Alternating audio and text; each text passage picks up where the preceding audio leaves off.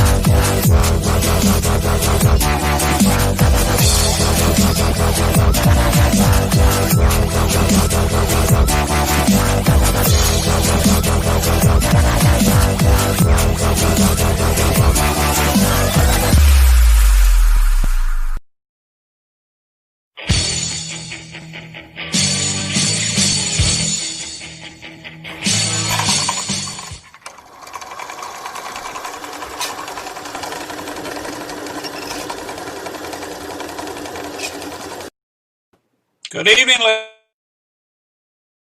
Clark, and it's the big metal detecting show.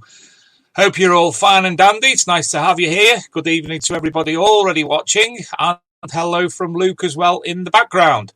Well, we've had quite a busy week this week. I'm going to go straight to the share screen. In fact, no, I'm not. First and foremost, my thoughts and a lot of other people's thoughts today have been with Stephen Gray. Sadly, his wife Rachel passed away a couple of weeks ago, and she was buried today. So we hope Stephen and the family and everybody connected to Rachel and himself are doing as well as they can. And that's from both myself and Luke, and a lot of the metal detectorists in the community who are watching tonight as well. So thoughts are with you, pal. Straight away, I'm going to go onto the share screen, and we're going to have a look at this week's news. Now, this week's news, there was one absolute massive piece of news, and it was that of Mr. Forrest Fenn. Now, Forrest Fenn, he's a man who's got a substantial amount of money, and he apparently buried a treasure chest some years ago, 10 years ago. Now, we've been following this for 4 years. There's been a lot of people who've passed away, and he originally came and wrote a poem to give the whereabouts. It's called The Thrill of the Chase, the book that it was from. People have been searching for it for quite some time, and apparently the chest was found on June 6th. And he wrote, "It was under the canopy of stars in the lush forested vegetation of the Rocky Mountains, had it not been moved from the spot where I hid it 10 years previously. I do not know the person who found it, but the poem in my book led him to the precise spot. I congratulate the thousands of people who participated in the search and hope they will continue to be drawn by the promise of other discoveries." So the search is over. Look out for more information and photos in the coming days.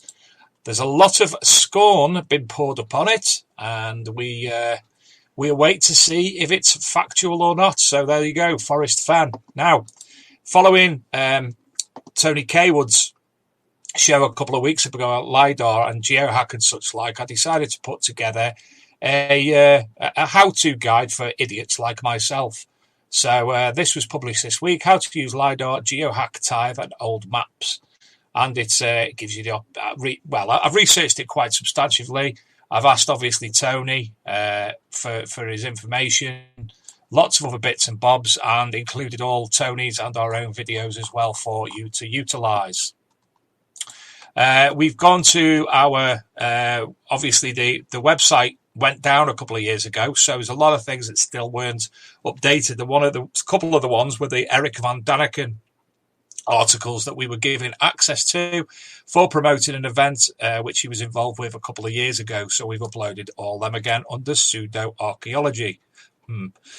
A book review. I finally got around to doing the book review for the prehistoric archaeology of the A477 St. Clears to Red Roses Road Improvement Scheme, which was a fantastic book and very, very worthwhile having for definitely research purposes and identification of artifacts. Today I've put another couple of old ones on. Who Built the Pyramids? Molly Lee, The Witch of Burslem. And I've got a few more. I think we've got about 7 more scheduled for the coming couple of weeks. But then there's this little baby, the Dig Ventures course. Now, we spoke last week with Adrian GAYLER, who's also doing the course, and with Tony Kaywood too. And I know there's several other metal detectorists who signed up for this free course, which can still be signed up to and started. And it's absolutely fascinating. I've learned so much. I mean, what I write in this, people don't realise that I was involved with CWP, the Celtic Warrington project, which was an archaeology team back in the early noughties. And I was involved with quite a few archaeology projects, Llanarmon and Yell and Ruthin in North Wales and Caergurley Castle, and also private residences in Manley and Appleton Thorn in Cheshire. So quite a lot of hours under my belt.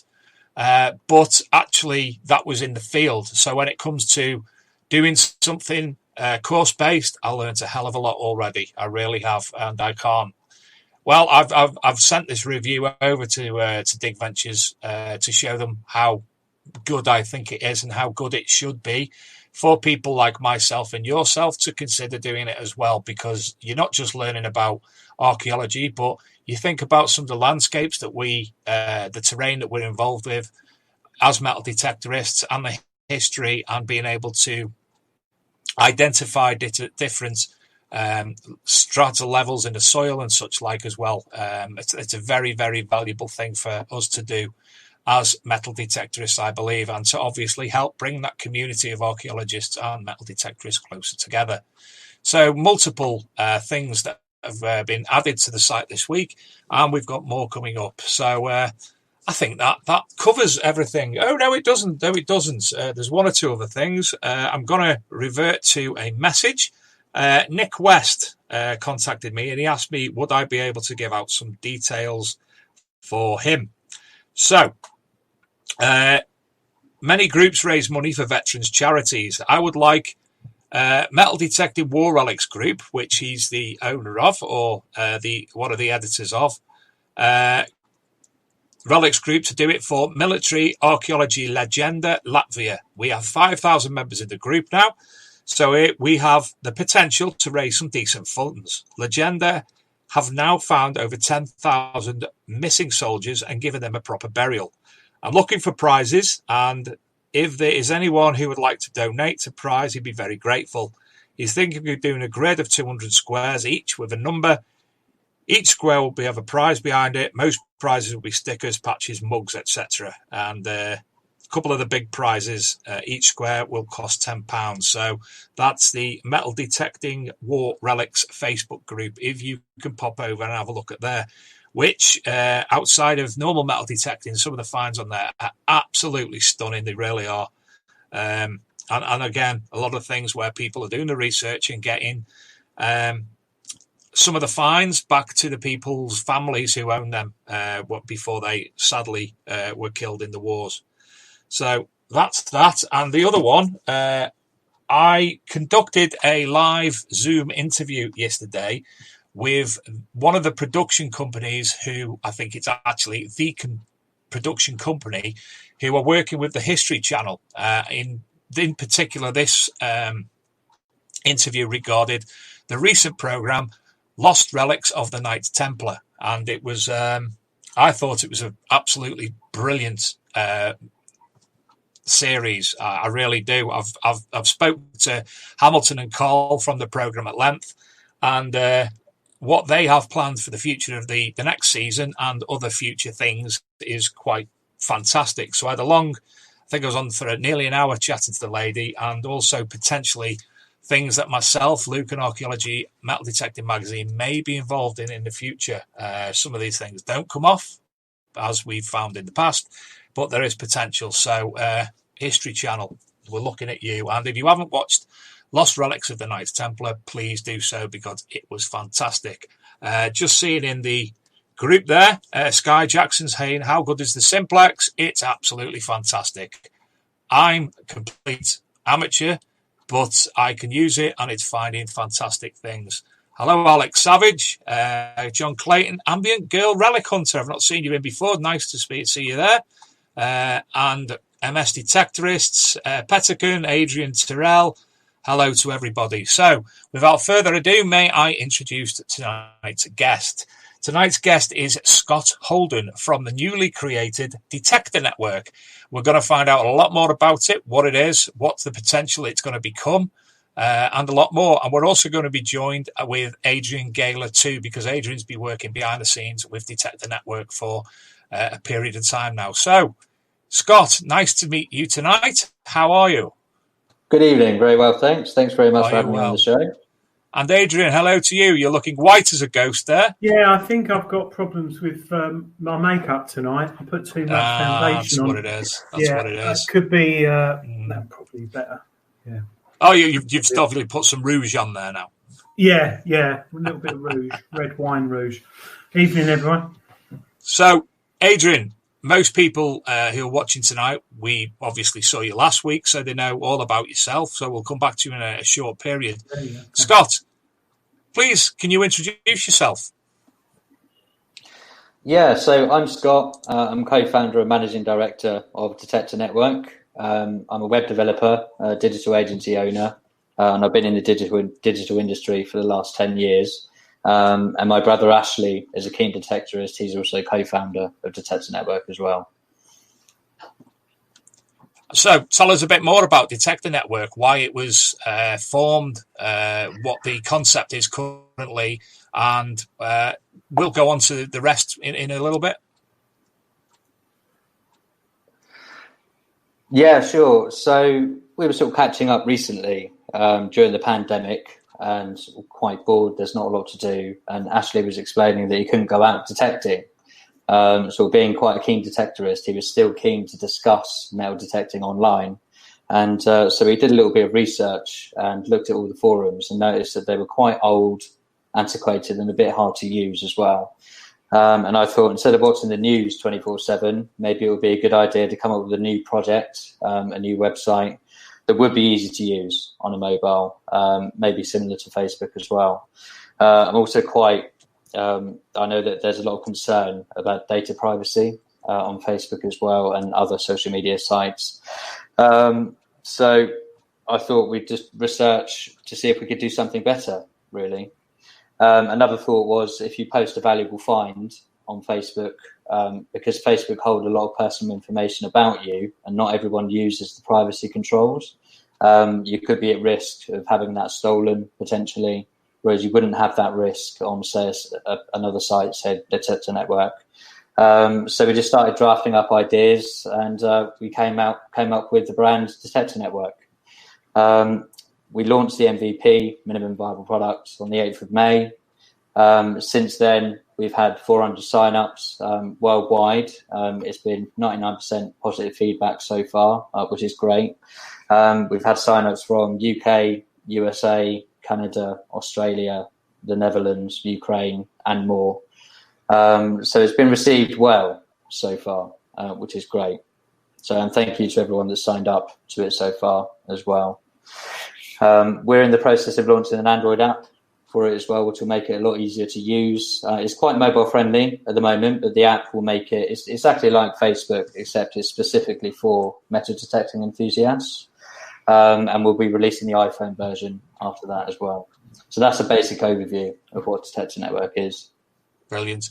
Well, obviously, I signed up a couple of weeks ago. I've spoken with you on the telephone about it. I've spoke about it briefly with Adrian last week.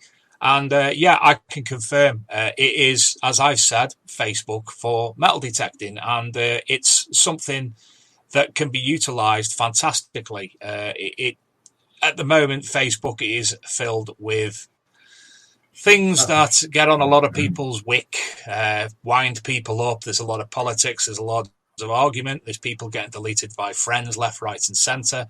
And it is a good place just solely for metal detectorists. Now, as I've said to you, when you were talking about feedback, I'll be honest, one of the issues I had was that I couldn't quite grasp how to do certain things. I messaged Adrian a number of times asking him to assist in a certain area, which turned out to be easy. But it was only when I sat down and looked at it properly that I realised how to do certain things. Now, again, we spoke and you said about the app that's being launched in the very near future, which if it's transferring Facebook from what I see on the big screen now onto the mobile phone, it's a lot easier on the mobile phone now, I feel, than it is onto the computer screen itself.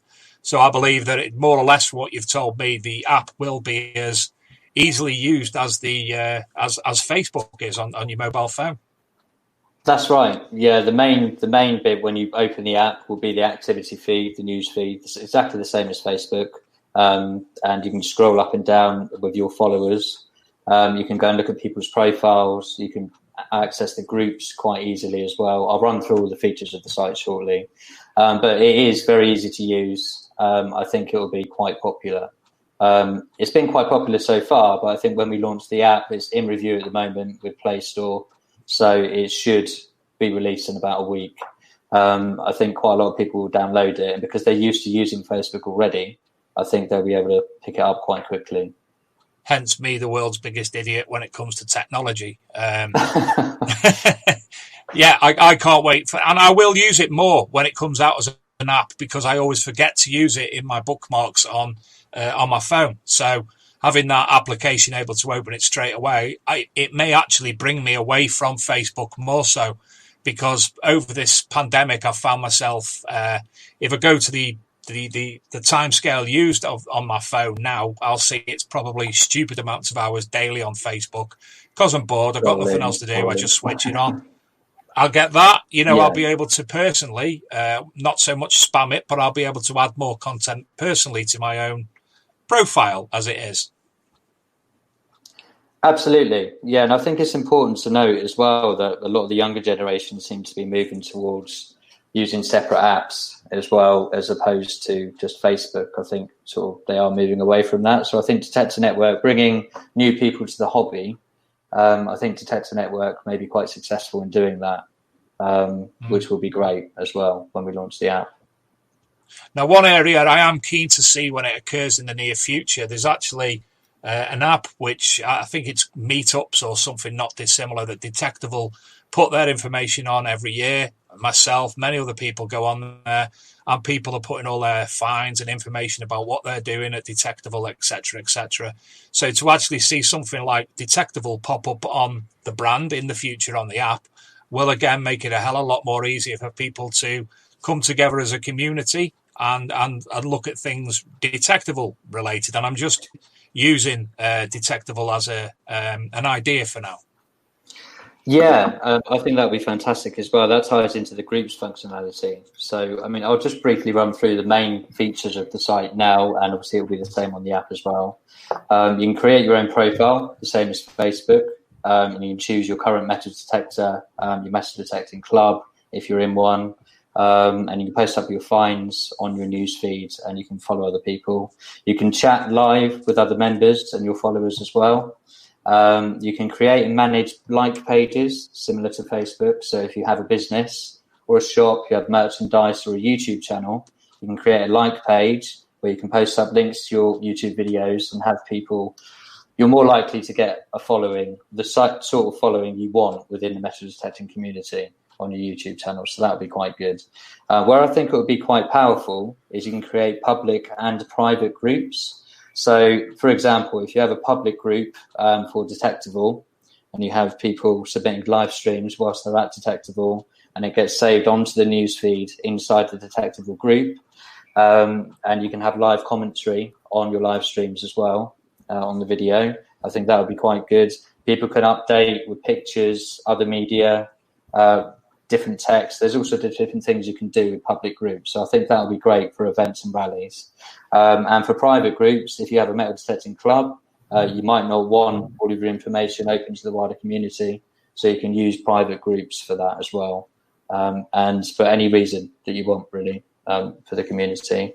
You can also write and publish articles, which I know you can't necessarily do too easily on other social media platforms.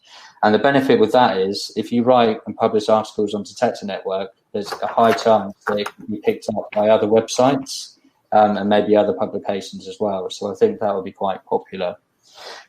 We've got a marketplace feature as well, so you can put up fines and second-hand detecting equipment at no fee. So that might be quite popular. And of course, live streaming and mobile live streaming will be, I think, quite popular if you're out detecting or if you're on the beach or something, and you can live stream a find and you can have live commentary, and you can also save that onto your news feed and then take that off of Detector Network and put it on other social media platforms as well. So that's quite a new feature. We're quite looking forward to seeing that used as well.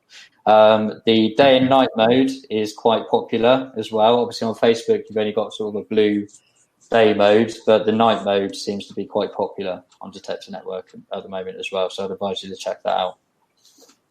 Now, I actually have a question, the one that I actually didn't come up with, but it's a good question. And it's one that, because of everything else that we see, ourselves included, we sadly have to fall into that banner occasionally. Alex Savage asks, will the website and app be full of advertising from detecting companies? There's no ads at the moment. Obviously, at some point, we'll look to monetize, but for as long as I can have it ad-free, essentially, Detector Network is for the community, and the purpose of it is to add as much value to detectorists worldwide as possible. So for as long as we can keep it ad-free, monetize with merch, we can have brand ambassadors as well. But there are different things that we can do in order to make it a good experience. But the number one goal of Detector Network, otherwise it won't work, is for it to add value to the community. So yeah, that's a valid point, and that's why at the moment there are no ads. It's completely free to use. We will introduce certain paid features, but those paid features will be to the benefit of the users of Detector Network. Mm-hmm. Now, both myself and Luke, as I say, are part of this. Luke's only really had opportunity to get on today to look at the site in depth, and he's very impressed, as am I. Last week, after the show, I think, Adrian set up a big metal detecting show page because I'm stupid, and we got that running, although as yet I've not been back on to have a look because I'm not 100% sure, but we do have a big metal detecting show page on there, so not 100% where, and that's Luke doing that, and I'm looking anyway. So Adrian, yes. What has your part been up to now in the Detector Network? Right. Well, basically, as Scott was saying, when lockdown was on, and I got fed up with looking at everything about blinking coronavirus and all the rubbish going on about it. And like everyone, I went back to the forums that I used to go on quite often, and I just thought, oh, these are so clunky, and they don't work on your mobile phone, a lot of them. They're not optimized. You've got to zoom in, and then there's lots of threads. And I just thought, Christ. And I one of them, I won't mention the name, wouldn't let me back in because I hadn't posted in the last 6 months. So I tried to resubscribe, and they wouldn't let me in. So that really annoyed me. And then I was on Instagram, and I saw Detector Network pop up, and it had like 3 followers. And I thought, oh, this is some dodgy sort of scam in, I won't mention the country, but it could be anywhere. And I followed it, and then I researched it a bit. And the site, I think, Scott, had only been live for probably a week. I signed up, and I thought, oh, this looks nice. This is like Facebook. I'm not a lover of Facebook, purely down to the issues that Scott raised. The medieval ring I found a few years ago, last year, is currently with the British Museum for being valued and stuff. And that went on Facebook. And as soon as that went on Facebook, I had hell and all friends, family, everyone. Oh, how much is it worth? Where did you find it? And I just thought, I don't want that. I want people to come back to me and say, that's interesting. What age is it from? Oh, what's the history behind it? And with Detector Network, it's a prime sort of place where if you want to see a cat jumping over a tree and doing a somersault 3 times, fine, Facebook's great. I don't want to see that. I want to talk about metal detecting and learn and listen to people. And Detector Network is completely full of that. And one thing which Alex Savage, I noticed, put in the comments about the advertising, there is no advertising. It's free, free to use. Going forward, like Scott said, naturally they're going to have to get their money back eventually over a period of time. So there will be ways of creating revenue streams from merchandise. But I just thought for a hobby that is as popular as it is and is as big and growing as it is, it's so refreshing for someone to actually develop something with the skills Scott's got for us as a hobby. Because we all go out every weekend with our metal detectors. We get our magazines. We go online to Archie Mag and look at stories and information. But for something to be developed, which I know personally, in my line of business, would cost many thousands of pounds to develop if you went to an agency with a lot, probably takes 6 months to a year to get launched. Scott and his brother, because of their love of metal detecting, have just launched it in a couple of weeks. And with the Android, or is it Android and iOS, Scott? Yes, it will be, yeah. The app, to have an app on your phone is great, rather than go to Google Chrome or whatever and launch it and bookmark it, like you said, Dave. To have an app that just gives you alerts and notifications, rather than it's Keith's birthday tomorrow, which certainly, do you know what I mean? Or Dave's just shared a picture of himself with his pants down in the garden. I don't want all that sort of stuff. I just I just want to get Simplex just released a software update, and there's an alert that comes up on Detector Network, and everyone comments on it. And it from what I've seen on the site so far, there's no political, there's no, it's just pure metal detecting, and I've seen it growing, and I'm really enjoying it. And I signed up anyway. What was it? 3 weeks ago, Scott? 4 weeks ago, I signed up. Something like that. Yeah. And I sent a personal message to Scott saying, thank you very much for doing this. And he said, no, thanks for coming on board. I wrote an article on there on the route us all to 71, this is another thing nice with the site. You can have articles on there which you can publish, clubs. And I think going forward, there's a lot of new features you're looking at adding, Scott, which you've asked for feedback on.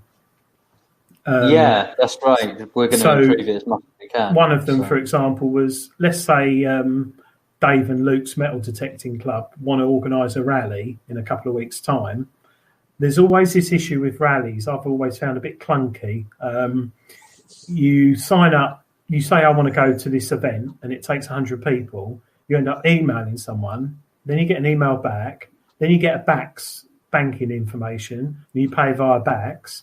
And then you get an email back saying that you print this out and show it at the. It would be so nice if there was a site which had a way of booking your place on a rally or an event or a dig, and paying through one payment source, getting a receipt, and you just show it at the day on your phone. And I think that's something like Detector Network potentially do going forward. So, hats off to the guys for bringing something modern into our hobby. And I think also what Scott was saying about young people, I've got 2 kids. They don't go on Facebook. That's for mum and dad talking about rubbish that we normally talk about, and dad putting pictures of coins Dave naked up. in the garden. Yeah, Dave naked in the garden. Getting not too technical, the demographics of the population is changing. So the young detectorists aren't going to be looking on Facebook. They're going to be looking on Instagram, Snapchat, or a platform that specialises in that sort of thing. And with an app, they all have blinking apps, TikTok, Instagram, and everything. So if they've got an app they can dedicate to metal detecting, someone who's 17, 18, 19, 20, it's more of an interest to them. And for our hobby, I'm passionate about it like everyone else. We've got to think of the young people coming up in the hobby and teaching them to do things the right way, not to go night hawking, making sure they fill in their holes, making sure they report their fines, and stuff. So this is a great way of getting across to them. It is. Luke, would you be able to run across the banner at the bottom for the link to Detector Network, please, if you can? Scott Ashley's come on, your brother, and he said, while me and Scott both came up with the idea, I wouldn't have had the chance of getting it started on my own. It has only taken a few months from the start of the idea to this point, but Scott has been working on it pretty much 24/7. And I had to actually move Group to read that as well, because Group was in the way. There's also another comment from Ray Laidlaw, who says it's a shame people are already spamming their YouTube channels, and that is a bugbear of mine. Sadly, that is the case. It's got to happen.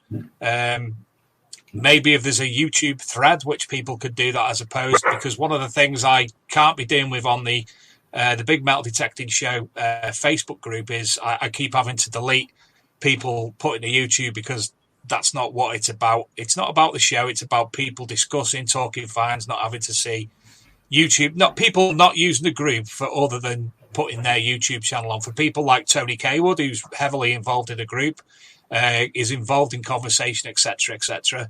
He's fine and dandy to put his videos on there, but when it comes to spamming, it does my head in greatly, and I'm sure there are multiple other people as well like that. So that's a good point, Dave, actually, because with, I won't mention the name, but other social media channels, people can sign up and follow whether they're interested in metal detecting or not. So if I've got a friend of a friend and I post something on Facebook, anyone can comment. On Detector Network, you're only going to sign up if you're interested in metal detecting. So if it's a political issue or a news issue, you're less likely, I personally think, to get trolls. So, and if they are, I'm sure Scott's got a method of disinfecting them, as one would say. Disinfecting, I would do like that. That's a polite word. I'm thinking them off. I mean, I can go into more detail about that a little bit if you like, about the value and potential of that. So there's a reporting feature, as you would expect on any platform. So if you've got an issue of any content on there, you can report it and we'll review it. At the moment, it's manual, and obviously while we have sort of maybe a few thousand users upward, we can manage that. But later on, we will look into having algorithms that stop potential spamming. We'll have sort of various sensors and things as well. So I'm very aware of the importance of keeping it pure and keeping it high quality. I think Detector Network is all about having it high quality and adding value to the community. Now, if someone wants to go on there and create a like page for their YouTube channel and spam some links on there, if you don't like that page, you won't see those updates in your news feed. So you don't need to worry about that. Also, if they sign up for a normal personal profile and they're spamming on there, I'll generally catch it quickly anyway. As Ashley said, I am on there 24/7. But I can remove that straight away. And also we can remove people from the platform at any time if we feel it's absolutely necessary, which we would obviously not want to do. But we do have that facility in place just in case. So I think it's going to be a case of trial and error, see how it goes, in the hope that most people, and so far it's been 100% great, I think, so far. It's been all right, but we will have provisions in place to deal with that. So, well, I certainly promise to add a little more content. As I say, it's a matter of remembering with me because I don't. So I will strive to look at it a little bit more than I am. And after the show, obviously, because we're learning a little bit more. Obviously, I've spoke to you at length anyway, but given that we're speaking tonight and Luke can see everything that's going on, Luke and I will speak again after the show a little bit more about what we can do in relation to Detector Network. So I'm sure we'll be talking much about that, no doubt. I've got a few questions for you, Scott. Yeah. If that's okay. Yeah. Sure. What size feet are... No, sorry. How many users can the site handle? So I know you've developed the site yourself, but if this takes off, is there obviously what's the background of it. If suddenly every single metal detectorist in the UK signed up, which I've forgotten, but it's probably in its hundreds of thousands easily. Can you handle that? Yes. So I've thought about that, and I'm quite experienced in planning solutions that have longevity. So initially, when we built the site, we thought, okay, if we get a few hundred users, then it becomes valid and viable. And once we hit that point, if we do, which we did quite quickly, then we need to have it on what they call an auto-scalable cloud solution. So if we do get an influx of users, then the server will auto-scale to handle those users. So I think we could probably handle up to 100,000 users at the moment as it stands, because I've put all of that in place. Cool. We've got regular backups. It's very secure.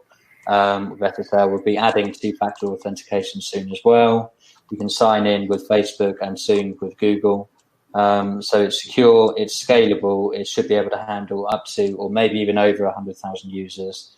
And obviously, as we're monitoring it daily, mostly 24/7, we'll be able to counter any potential future issue we get of any bottlenecks with the network. So I'm quite confident that we should be able to be having thousands of people on there. It should be able to have that time. Security is quite a key issue nowadays with stuff. And I see there's a buy and sell thing on the site, which I love, because we have Facebook. On Facebook, for example, you have the ability to buy and sell stuff. But on Detector Network, there's a buy and sell section. Going forward, I presume at the moment, if I want to sell a metal detector or one of my 50 gold nobles that I haven't got, if someone just contacts me via direct messaging and the payment's dealt with via me sending them a link on PayPal or something like that, will there be a way in the future of people being able to sell stuff and get the money back or whatever through the site itself rather than having to use PayPal, etc.? Yes, there will be. One of the conscious decisions I made whilst developing the system was, do I use PayPal or something else such as Stripe? For years, I've had problems with PayPal, and they have high fees as well, as a lot of people know. So I've chosen Stripe in the back. So it's just a standard credit card processor. It's fully secure. And in the background, it's turned off at the moment, but we'll look at releasing it soon. There's a wallet feature on Detector Network where once I enable it, for certain paid features, or if someone wants to sell an item on the platform, you upload money, so you transfer money into your wallet on Detector Network, and then you can use that as you see fit for either paid features, buying items, etc. What we may need to look at as well is if someone sells an item, holding that money in what they call escrow, where you receive the item, then the money is released. But at the moment, it works like Gumtree. So there isn't any payment mechanism there yet. You post your item, and then it's up to you at the moment to deal with that transaction.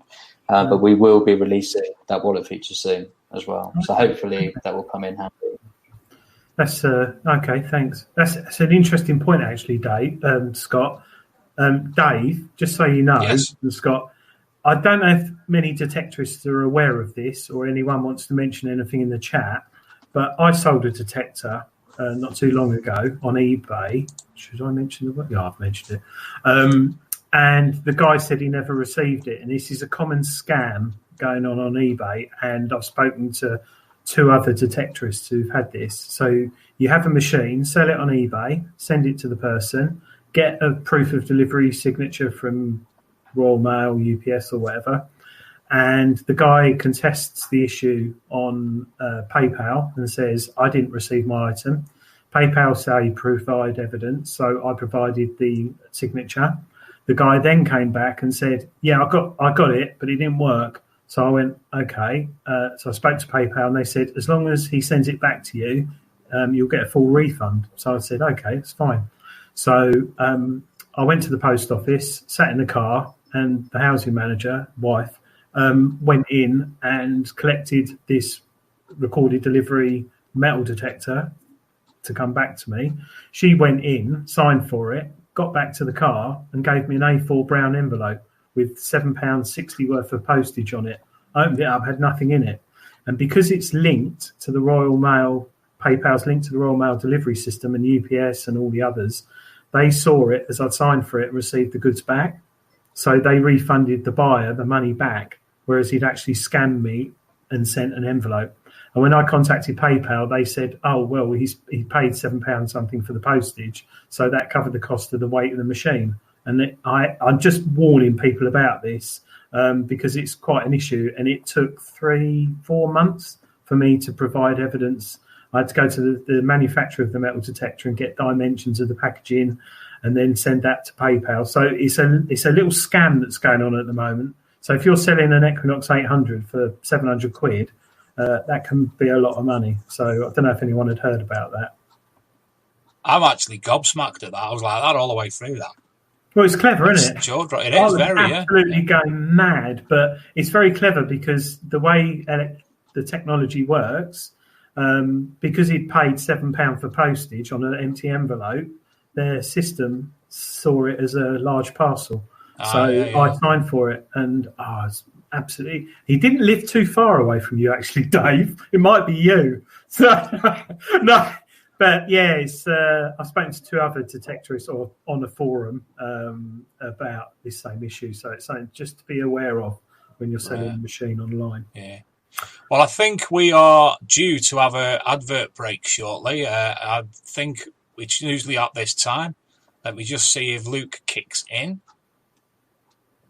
If not, I'll carry on talking for a moment. If I get cut off now, we are due adverts, but if we get cut off, don't worry about it. It's just our usual advertising break. Scott, when it comes to the site crashing and such like, I think it was about 3 years ago now, we were using a different company than we are now using for the Archaeology and Metal Detecting Magazine website. We had 1.7 million hits in a year, which obviously is a stupid amount of hits. We're not that close anymore because we're doing things a hell of a lot differently and relying on other sources. But it crashed. It crashed multiple times due to that high amount of hits. Will you be able to? I'm not saying you're going to have 1.7 million members, but 1.7 million individual users of the app and the site. Will your system be able to cope with that? It can cope. So at the moment, the current architecture, it could probably handle up to 1 million. In terms of hits, if you have something, it's called a denial of service attack.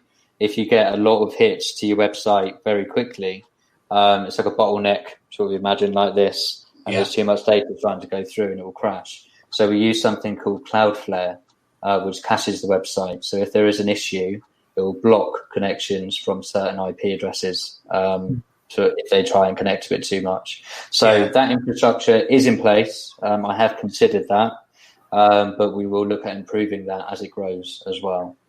So that's a lot of, it's called DevOps. There's a lot of stuff that I do as well. Well, if you see me looking down, I'm generally getting questions off Luke to ask, and he was just prompting me on that one. So no worries. Yeah.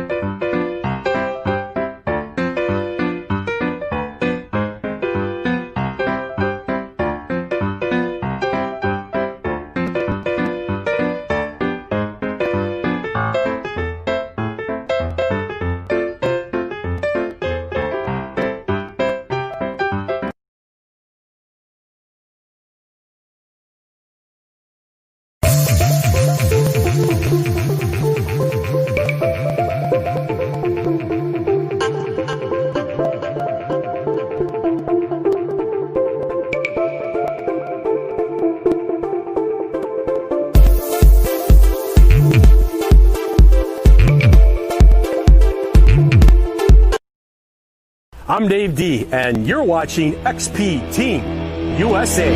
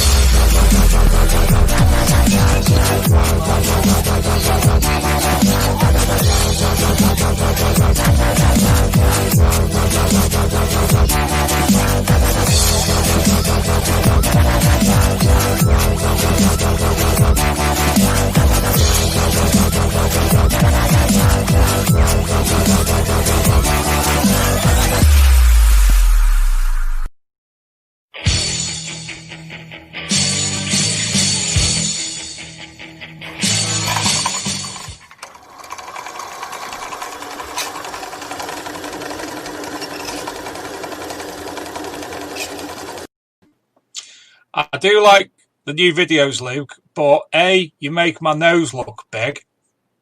And also, you caught me drinking homemade Polish vodka that was forced upon me, honest Gov. Yeah. And Mr. GAYLER made an appearance in the trailer as well. Yeah, with the lovely I've forgotten the bloody name. Viola and Eric, Yes. Eric from Team Rooters. Rooters. Yes, Eric, Rooters. Yeah, who are going to be bringing out a new machine very soon, which I'm Fantastic. so excited about.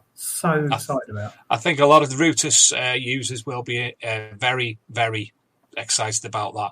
Well, looking in the chat room. Sorry, Adrian, carry on. Sorry, no, I just dream about things like it. It's got a colour screen on it. Yeah, and there's I love my routers through and through. I really, really do. And with the new one coming out, that's hopefully going to be slimmer, rechargeable, and have a lot of features on it. I'm really, really excited about it. I love the machine, the tones, and everything. So, yeah, interesting times towards the end of this year. Jumping over to the chat room, there's one off Mr. Pettigan who says, have I ate all that popcorn yet? Now, for those of you who don't know, I've got to give you a little bit of a tip now. If you go to scottcinemas.co.uk, they're currently selling off movie package, a movie package, because obviously cinemas aren't open. They're selling off all their stock at much reduced weight. So I received a goddamn massive box the other day, and I mean massive. And in it were 2.2 kilograms of sweet cinema popcorn, 2 massive 800-gram bags of nachos, 4 dips, 2 massive bags of crisps, a candy floss, a popcorn tea, tin, and multiple other things, all for 20 English pounds. So thank you for that, Mr. Pettigan. I've not had it yet. We haven't had a film night because the daughter doesn't come out of the bedroom anymore, so we're waiting for that to occur. Back into the network, Alex Savage said, when receiving an item back, he always takes a video of him opening the parcel, evidence for PayPal. Yeah. Paul Green says to Scott, I know this is a free network at the moment for us to use, but could there be a monthly fee? Small amounts, say £1 or equivalent currency amount to improve the site for us all to use. On your behalf, Scott, I'd say I personally like the fact that it is a free network and we don't have to pay, because then we'd all start, even if it's £1 a month, you'd still end up going back to Facebook, no doubt. But what would your opinion be, Scott? Well, I do have a plan for that. It is free. It'll always be free. The majority of the features will be free. But we're considering introducing sort of pro-level memberships where you'll have a few benefits, such as you'll become a featured member, you'll become verified easier, so you get a verified badge. There might be a few other benefits, such as if you have a page, you might be able to boost it, so it'll appear randomly in news feeds. So there'll be a few features there. We haven't finished that off yet, and we need to make sure, first and foremost, that the quality of the network comes first, and it needs to be fair. But there will be pro-level memberships available soon where you can support Detector Network with monthly fees as well. I think on that point of Scott saying that, I think it'd be interesting to listen, people tonight watching, if they just sign up, go on the site and see how they would like to see the what did you say, pro sign up or something? Pro level, yeah. Pro level, how they'd like to see that evolve if they were to pay £100, £10, £1,000, whatever, a month, because obviously there's a lot of people out there who've got YouTube channels. Some people rely on it as an income, so paying that a month isn't a bad thing, I don't think. But it'd be interesting what people say in the chat on what they'd like to see to enable them to have a pro channel. I think after the things Scott said, it would be quite interesting. It certainly would. I mean, we've got that feature on Facebook, but we're restricted to the Archaeology and Metal Detecting magazine. If we were to post a news item, which I made an announcement yesterday saying we weren't going to put any more news articles related to statues for obvious reasons, everything that's going on, because generally I think we shared a post a while ago, something to do with the American government destroying archaeological features, and it was picked up at the same time as there was a political campaign ongoing. And because Facebook, obviously, look out for that, we got banned from actually being able to post on our Facebook page because of something we'd shared regarding a news item from a big, well-known multimedia company, just because it was calling the American government detrimentally. So, yeah. Thankfully, you won't get any of that on Detector Network. So no. But as I'm saying, that's just solely, one of the reasons why we would like to look for other sources. One of the things I'd like to ask you, Scott, and obviously I know you'd be more than willing to be able to do that, but the feature that we use, the site that we are using currently to produce this video, we automatically send that out it automatically appears on YouTube and it automatically appears on our Facebook page, plus several other groups. Would there be a way of doing that so there's an automatic published version on Detector Network? yes, and that's something that I'd love to make happen, and I'm working on that at the moment as well. So we've just released the desktop live streaming. So at the moment, you can simply live stream, and you'll be able to do it from the app, and it will appear on your newsfeed. However, they call it co-hosting, like we're doing now, where you can bring in other parties. That would be amazing to be able to bring you across to Detector Network and then enable you to post that out on other platforms as well. So that's something that I am working on at the moment. In the meantime, for instance, if I was to take the YouTube feed for this, the YouTube link, and share it in my feed, would that automatically play as the show is as a live show, or would it come up later as a YouTube video after the event? Right now, it will come up later. Have to try it, aren't we? Yeah, we'll give it a go. But right now, it would probably come up later. But I would like to introduce as much of the live features as I can, because I think it would be quite valuable for metal detecting. So, is that what I'm going to do while you two talk for a second? I'm just going to actually attempt to do that.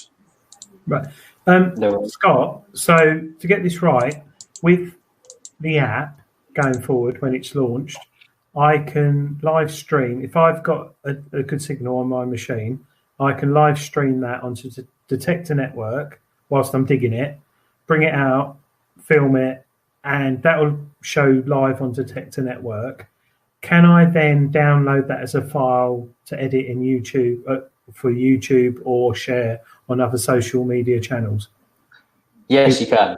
Yeah, we use Amazon S3 for data storage at the moment, so you can download it after the fact, which I think will be great if you want to upload it onto YouTube and so forth. So you can do that, and I think the live commentary feature will be quite popular as well. And once the live feed is over, it gets saved to your news feed, and the live commentary converts into standard comments on the post, so it retains all of that data as well. So, oh wow, that's pretty cool. Is there a limit on the amount of time a live stream can last? No, there's no limit. I could film myself detecting for 8 hours or 10 hours. You could do. It would cost quite a lot, but we can do it. It's not a problem. It's all geared up for that. Well, you'll be very, very glad to know that I have posted it onto the Detector Network, and it has worked. It appears on there. It only appears as a standard video. It's not playing unless you press play.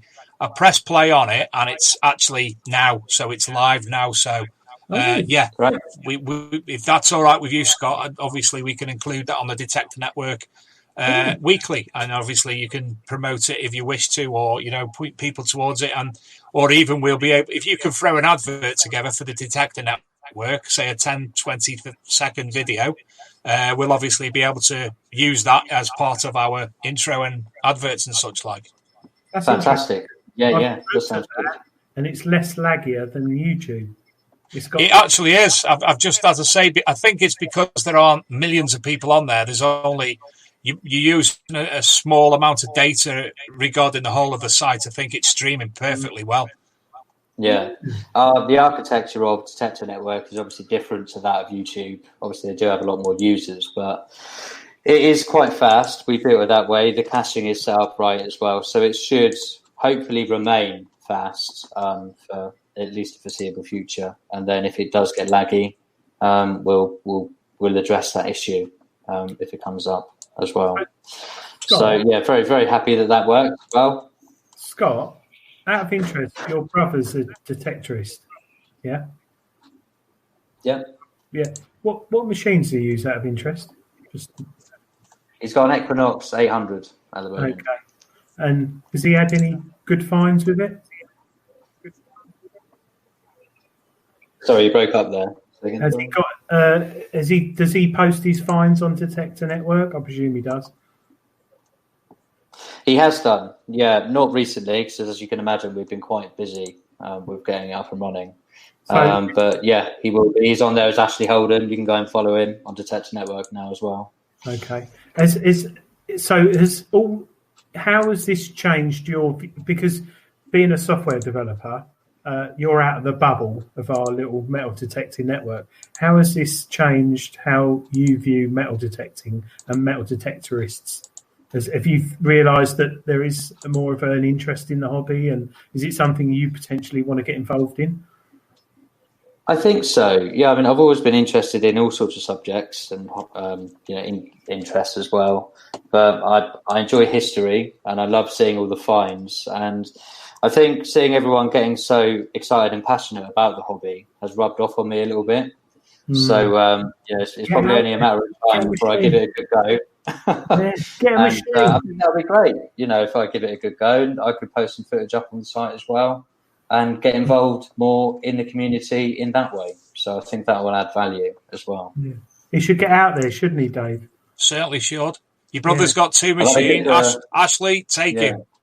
Yeah, go on. Get him I've had a good look at the events as well, at Detectable, etc. And I think if we get more users and it does gain interest, Detector Network, we'd love to go to those events and showcase Detector Network and get involved at that level as well. So, what level of? Sorry, Dave, I'm not taking the show. No, go on, crack on. Questions. What sort of people have you had? Because in our hobby, we have obviously Treasure Hunting magazine. I field test machines for them, and we naturally signed up with Detector Network because we see it as a way forward for a lot of the audience who aren't on Facebook. But what other companies have you had signing up to the platform or people? Talk about stealing my thunder. Sorry, Dave. You're talking about pop. So I'm proud to. I think we've got a little bit of lag there. So I'm proud to say that we're due to be published in Treasure Hunting magazine in the coming weeks, and also the Searcher magazine as well, Digest magazine based in the US, and quite a few more as well. So we've had quite a lot of interest. LP Metal Detecting are on board as well. There are quite a lot of interested parties on the platform already, and we've been live just over a month, I think. So it's so far so good. Okay, so I suppose, yeah. Sorry, Dave. I'll let you carry on. No, I was actually going to ask that question. What companies are actually on board at the moment? So you've answered that question, no problem. I'm just actually I'm doing what I do and getting sidetracked because we know I do by looking at the Detector Network, and it's proven to me that it is a hell of a lot more easy for me to use personally on a computer screen than it is on my mobile phone. So. Yeah, it looks so much better on there than it does on a mobile phone. I'm not saying it doesn't look good on a mobile phone, but for me personally, it's far better, apart from all the YouTube videos that are currently on there. So yes, as we can see there on screen at the moment, is there anything that you want to talk people through in relation to what you can see on the screen currently? Yeah, I mean, maybe for now, I mean, this won't matter so much when the app comes out, because the app will be highly intuitive and it will be obvious how to do everything anyway. But on the desktop version, you've got everything on the left. So you've got groups, pages, articles, market, so on and so forth. So you've got the audio sections on the left, you've got your news feed in the middle, and then you've got various information about your profile and other things on the right, and then you've got a chat bar. On the mobile, I think where a lot of people are getting confused is when you search up on mobile, you don't have that bar on the left. you actually have to click on your avatar image in the top right corner, and then that will show all of the options, so pages, groups, etc. And it's potentially that's not obvious enough yet of how to do that. However, with the imminent app release, I don't think that's going to be an issue. So it should be fine, hopefully. If not, we'll improve the UI and take it from there. We're always improving the platform for the users as well. So, well, obviously we will point people in the direction of Detect the Network, but as soon as the app is released, if you can put together some form of press release, and we will be able to publish that through the magazine, and obviously then cascade it through all the groups and such like as well. Fantastic. Yeah, that would be great. Thanks very much. Marvellous. So my wife's just put the heating's just gone on. It must be cold, and I just burnt my leg on the radiator. It's not that cold, is it? Scott, I've just got a question. For a club, if a club created a page, obviously, is there a way of only... If I created a page, like Adrian's Metal Detecting Club, and I wanted members to join that club, is there a way of accepting or declining them? Yeah, so as opposed to a page, you create a group, and it can be either a public or private group. And whether it's public or private or not, you can accept or reject join requests. So that answers your question there. So that secures that. You would probably set it to private, though, if you wanted to accept join requests. The other thing important to note about groups is you're the admin of the group creator, but you can also assign other people on the platform as group admins, and you can do the same with like pages as well. So it's very similar to Facebook. If your group gets quite large and you need to be able to administer it properly, you're probably going to need a couple more admins with certain privileges. So you've got full privilege control on Detector Network already, and we'll be improving that as well. So could I, on there, the feature I love about it is the instant messenger, like the messaging app, which I've spoken to you about before the show. So if I had a club, could I create a group chat? Yeah, there's a little icon at the top of the chat bar. There's a little group icon. You'll probably be able to see it there. And you can create a group chat from there. So that exists as well. Cool. Yeah. Big Metal Detecting Radio TV show. We've got quite a few groups on there so far, and quite a few like pages as well. So it's good to see that being used. I think that'll be quite valuable in the future. Well, thanks. So, well, I'm having a play now. I'm quite enjoying it on the computer screen as opposed to my phone. It is substantially easier. For anybody, therefore, who is interested, and obviously I will try to manage this as well. We do have the big metal detecting show Detector Network page available, and obviously we'll try and put updates and such like on there as well. And I'll probably also put a Archaeology and Metal Detecting magazine page together on there as well, which I will basically only share our own articles or metal detecting articles or something that's outstandingly big in the field of archaeology. So you won't be, if you want that, all the information Archaeology and Metal Detecting magazine put out, I think we put about 40, 50 different posts a day on of all the worldwide news of natural history, archaeology, anthropology, metal detecting page on Facebook. So as I say, I'll work a little bit this week on such a lovely little site, and we'll do some other bits and bobs with you, Scott. I think it's people. That sounds great. Yeah, I look forward to releasing more features as well.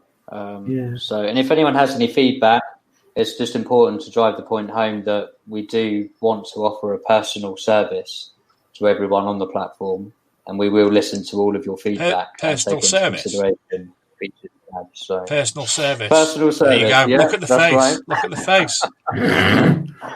We're not as bad as last week yet. Don't worry. So yeah, I think that'd be quite important. Yeah. Yes, Scott. Debate is a Freemason pin on my hat. For I am a Freemason. So there you go. And, pardon? You're on the square. Yes, I am. Yes, I am indeed. Darren Booth, thank you. He's just followed me on there. I don't know how to follow people yet, mate, so I have to learn this pretty darn quick. I found if you click on Explore on the left, you can follow people from there. Or if you type in their name or click on their name, you can click follow. You're just saying words now. Oh, there you go. Daz followed me. That'll be it. There you So go. Daz followed me, and how do you follow him back then? So if you click follow. on his name, click on follow. That's there. We're there. Marvellous. Look at me getting on. The hang of it in no time. Scott, I've got all sorts of notifications I didn't know I had. Sorry, carry on, Adrian. Sorry, Scott, is there a place? I think I uploaded. If you create a group, can you upload PDFs? What can you upload? Word documents, PDFs, JPEGs, and so I think I uploaded or I shared the router sort of 71 settings from Tony Kaywood the other day on the routers team page on Detector Network. But is there a limit to the type of files you can upload? There's quite a lot of files enabled. There are only a few that I haven't enabled, so I can put those on the site as well, so it's clear. But anything you need to upload, whether it's audio, video, or documents, all of the major file types are supported. We do have certain file limits, like file size limits, but at the moment they are quite high. So we'll probably need to reduce those a little bit as we get a bigger user base. But for now, it's quite flexible, so it should be fine. Okay. Can I ask, as I'm popping around, as you see, I've just got onto my avatar and it says points 85. What are the points about? Good question. So we actually haven't released the points yet. When we do, the idea of points is we want to encourage people to be more active on the platform, because it's better for us and it's better for the community as well. So you'll get points for things such as posting a video, reacting to a post, certain things like that. And the idea behind it is we'll reward people soon, probably monthly or maybe twice monthly, for the people with the highest number of points, with free giveaways and things like that for being active on the platform, which I think is only fair. But we haven't released that yet. But the functionality does exist. We just haven't announced it yet. So this is going to go completely above your head now, I reckon, Scott. What do points make? Adrian, come on. Prizes, Dave. Prizes. That did go over my head. Good game. What questions? Is anybody in the chat, any of the viewers, if you'd like to add any questions for me to ask Scott, I'll be more than happy to do that now. One question that has popped up, do you know when the iOS application will be possibly coming out and about? Yes, so the Android version will be in either a week or just over. It's currently in review. The iOS version will come probably about 2 or 3 weeks after that. So Marvelous. It's about a month off. Bob Hope also asks, can you create a file section in the left-hand side, please? So that's in your menu. Yes, we could. If you click on Forum on the left-hand side and go to Feature Requests and put that in there, I'll be sure to pick that up and consider that as well. There you go. Marvellous. So anybody who does that use the Forum feature, because obviously you have news feeds and everything else. But we've included it in there anyway as a bit of a legacy feature, just in case you want to use it. So, I do like your buzzwords. Legacy feature. I'm going to have to use that in the future myself. Yeah. The Dave Sadler legacy feature. Old, antiquated. like the Bruce Forsyth joke that you didn't get. Age. No, I didn't get that. Price wasn't right. So we've got no other questions. Carry on, Scott. Oh, it's so loud.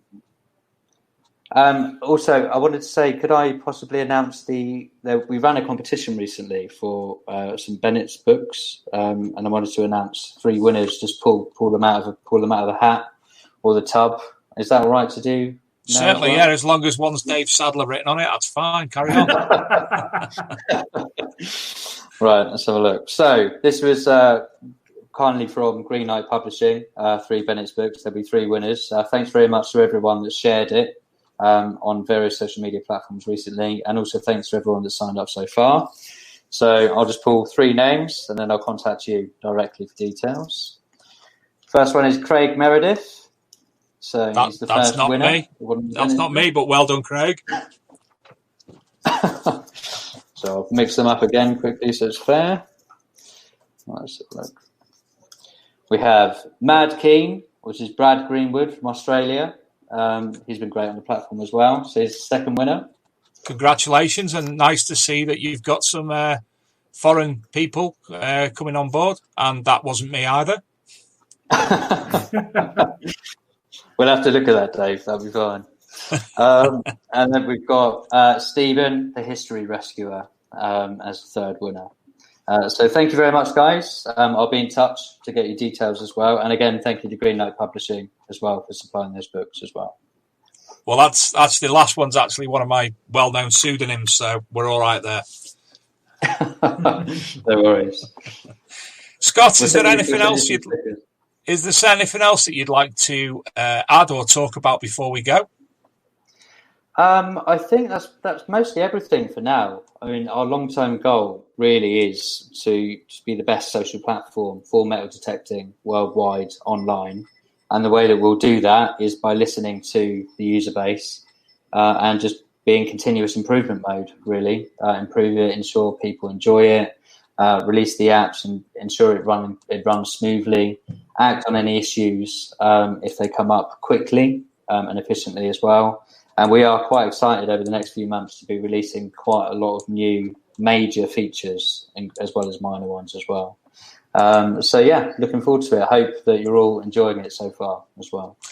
Well, I will be enjoying it more than I am currently because I've been lazy, as I said. But yeah, it's a fantastic concept, Scott. Congratulations to yourself and Ashley on bringing it to the metal detecting community, and we hope it goes from strength to strength. And I'm sure, Adrian, you will concur with that. Yeah, I think hats off to you guys for coming up with something a bit like Dave and Luke. Yourself, Dave and Luke, this is pretty cutting edge for the metal detecting community, having the show you've got.